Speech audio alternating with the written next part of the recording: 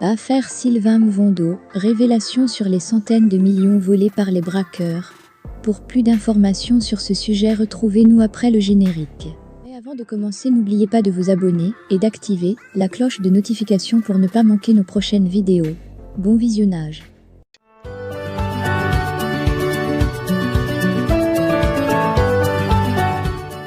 Les investigations se poursuivent dans le cadre de l'agression du haut fonctionnaire camerounais Sylvain Mvondo.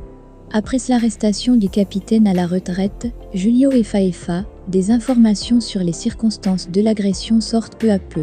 D'après des récentes informations reçues par la rédaction de Cameroun Web, le commando qui a attaqué le docteur Sylvain Mvondo a emporté plusieurs centaines de millions au domicile de ce dernier. La nuit du braquage, 300 millions FCFA en liquide ont été trouvés. 100 millions de FCFA de bons de carburant étaient sur les lieux, apprend-on. Menottés, enchaînés et forcés s'asseoir à même le sol, les images du présumé chef du commando qui a attaqué Sylvain Mvondo à son domicile, il y a quelques semaines à arrêter, et toujours en exploitation par la police judiciaire à Yaoundé. Qui l'aurait cru. Un pasteur, même si ancien militaire, chef d'un commando de mercenaires. Le capitaine à la retraite, Efa Michel Julius, est actuellement en train d'être interrogé par le cimier de la police camerounaise. Ces dernières ne lui font pas de cadeau, comme l'on peut le constater sur les premières images de l'homme dans l'enceinte de la police. Les enquêteurs ne devront pas tarder à connaître l'identité de celui qui a commandité cette agression et les réels motifs de cet acte. Le film de l'agression ceste, une nuit apparemment paisible au quartier Mfandena à Yaoundé.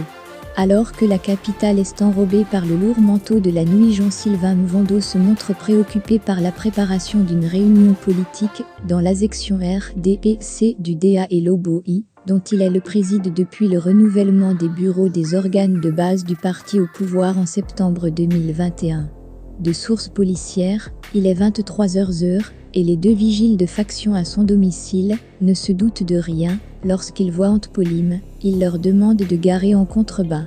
C'était sans compter avec l'apathie de ces tueurs professionnels qui reviennent cagoulés et font irruption au domicile du directeur de la programmation des investissements PUBLICS, le PIP, au mine-pas avec une rare violence. Les Chui 08 visiteurs tiennent en respect les deux gardiens qu'ils ligotent avant de retrouver les chauffeurs du PIP, à qui ils intiment l'ordre de le conduire chez le maître des lieux.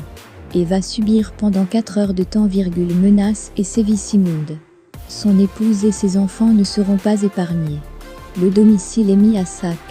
Visiblement, les visiteurs ont un objectif précis dans leur recherche.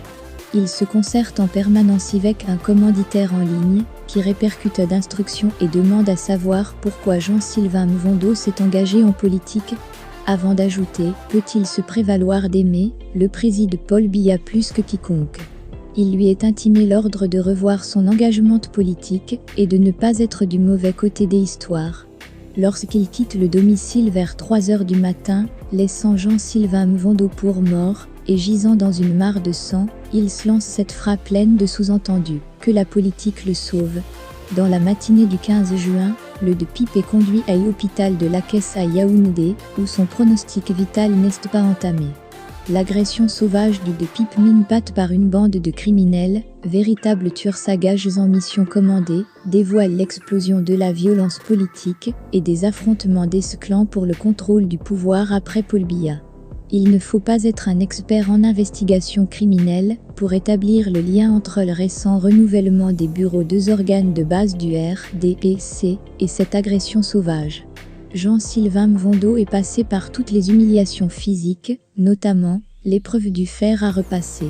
Preuve s'il en est, du degré de violence et de rancœur. Si je dois me nourrir pour mes convictions politiques et ma fidélité au président Paul Biya, tuez-moi, mais épargnez ma famille s'il vous plaît. N'aura eu de cesse de clamer le PIP à ses visiteurs d'un autre genre.